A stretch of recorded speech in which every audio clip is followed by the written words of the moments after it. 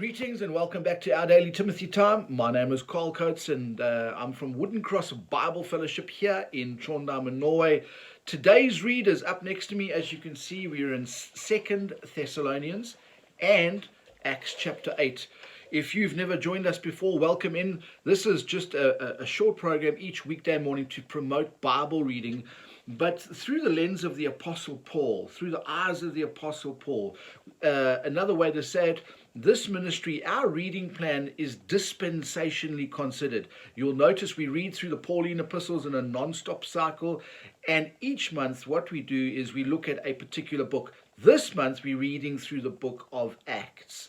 Anyway, I want to draw your attention to, if you got your Bible there, turn with me to Acts. Acts chapter 8 is where we've arrived at. And I want to turn your attention to verse 37. And read with me in your Bible, please. And Philip said, if thou believest with all thine heart, thou mayest. Now, obviously, read it in the context. Philip speaking to the Ethiopian eunuch.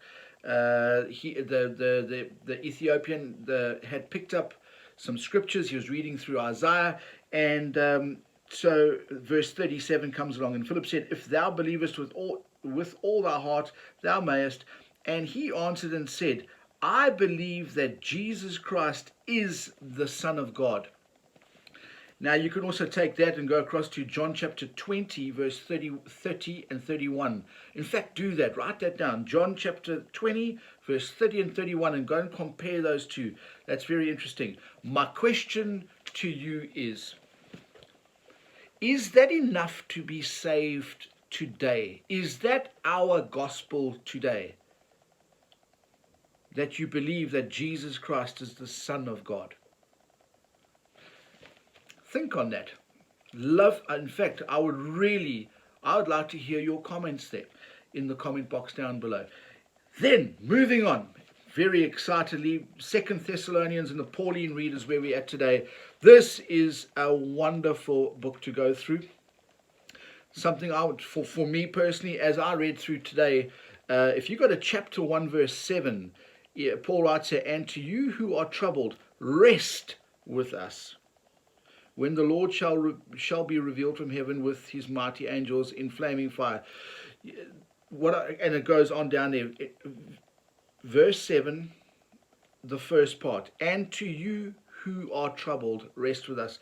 So it's apparent that the Thessalonians that Paul's writing here, they've heard something that's troubled them.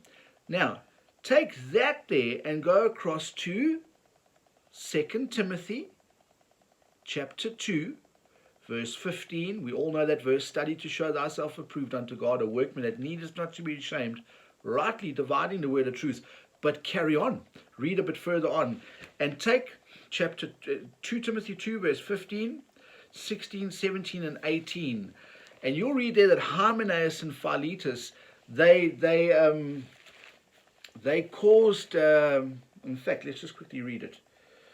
I normally know that passage off by heart. Verse 18, who concerning the truth have erred, saying that the resurrection is past already, and overthrew the faith of some. So now when I look at 2 Thessalonians chapter 1 verse 7 and 2 Timothy 2 verse 15, it's the same type of thing is happening. Now, let's put that into today, 2022, out in Christendom. How many people sitting in the pews have been pulled away from a pre-tribulation standing? How many people have been wrapped up in the whole prophecy program? You know, with this thing with Russia going on, now with 5 red heifers going into Israel. You know, be careful that your faith doesn't get overthrown by some. And in the scriptures here, Hymenaeus and Philetus, they were named. There were a couple of other guys named in other different places. But anyway, I thought that was really interesting. Time's up for today. Enjoy the read. If there are any questions, like I said, put them in the comment box down below. We'll get back to you ASAP. And enjoy today's read. We'll catch up again tomorrow. Till then, grace and peace. Maranatha.